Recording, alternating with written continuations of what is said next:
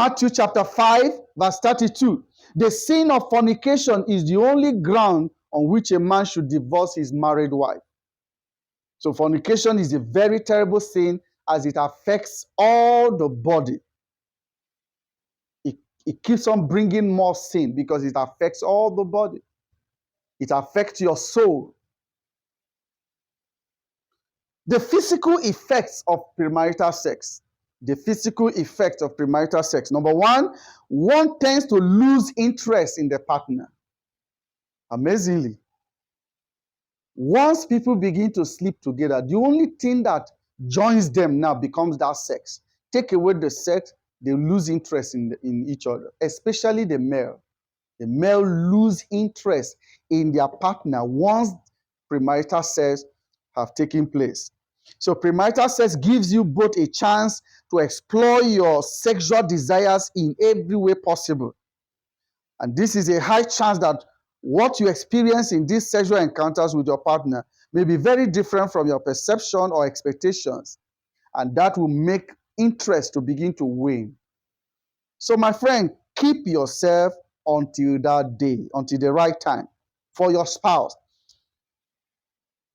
So it increases the chances of either one or both of you losing interest in the other partner and can damage the long-term prospects of even the most secure and stable relationship in the long run.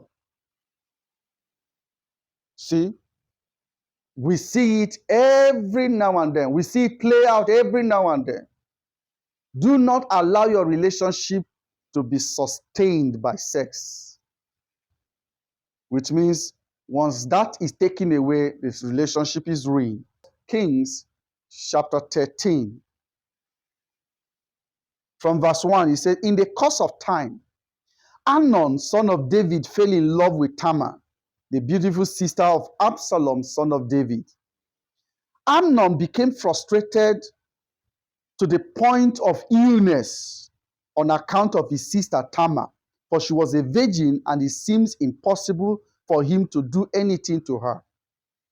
Amnon has fallen in love, so to say. Let me not use the word love, but lust. Amnon was deeply in lust after his half-sister, Tamar, or Tamna. Now, the Bible says he was sick, he was frustrated to the point of illness on the account of his sister Tamar. Why was he sick? Because he wanted her sister by all means. There are things that people do and you think that they are in love. You don't know that it is lust. Now, Amnon had a friend named Jonadab, son of Shimeah, David's brother. Jonadab was a very shrewd man.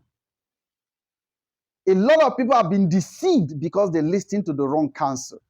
A lot of people have been destroyed because they listened to the wrong advice. Who you keep company with determines what is going to become your reality in life.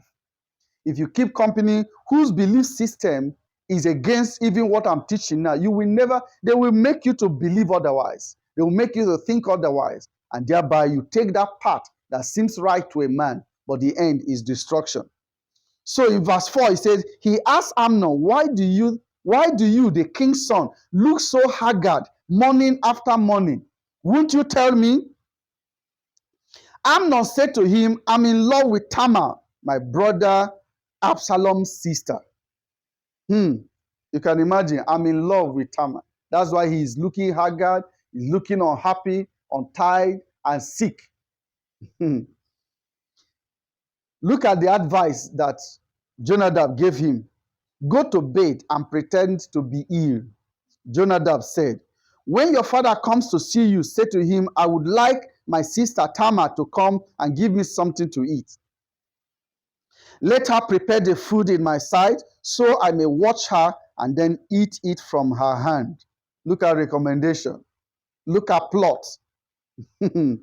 So Amnon lay down and pretended to be ill. When the king came to see him, Amnon said to him, I would like my sister Tamar to come and make some special bread in my sight, so I may eat from her hand. David sent word to Tamar at the palace. Of course, There's no way he was going to suspect anything. Go to the house of your brother Amnon and prepare some food for him.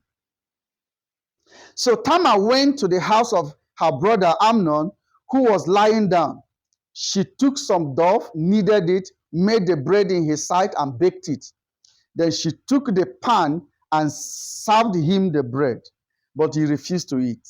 Send everyone out of here, Amnon said. So everyone left him. Then Amnon said to Tamar, bring the food here into my bedroom so I may eat from your hand. And Tamar took the bread she had prepared and brought it to her brother Amnon in his bedroom. See plot. See arrangement. There is nothing someone does that has not been pre-planned. When the person is caught, he said, oh, the devil, but it was all pre-planned and arranged. But when she took it to him to eat, he grabbed her and said, come to bed with me, my sister. Don't, my brother, she said to him. Don't force me. Such a thing should not be done in Israel. Don't do this wicked thing. She pleaded with him. What about me? Where could I go? Where could I get rid of my disgrace? And what about you? You would be like the one of the wicked fools in Israel. Please speak to the king. He will not keep me from being married to you. Look at the plea of Tamar. She was aware, if this guy truly loves me, speak to my father. He's not going to stop you from marrying you. Let's do this thing legally. Let's follow the due process. But many people will not want. They want a shortcut.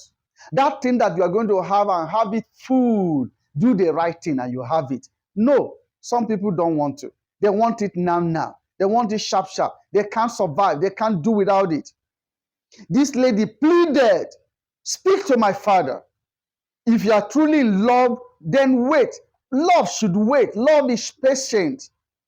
It is only lust that has no patience. If it is true love, it will have patience. Wait for it. Speak to my father. Do the right thing. Follow the right process.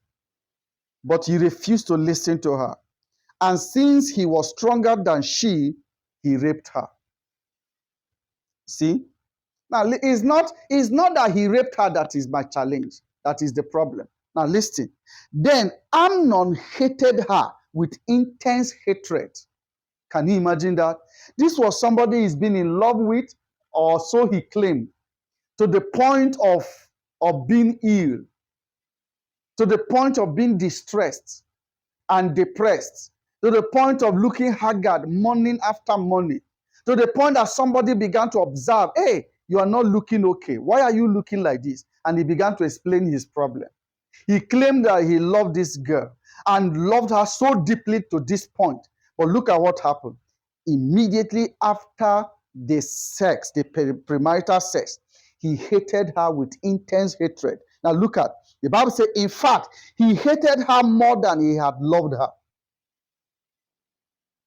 He hated her more than he had loved her. Have we seen this kind of experience play out in our generation over and over and over again?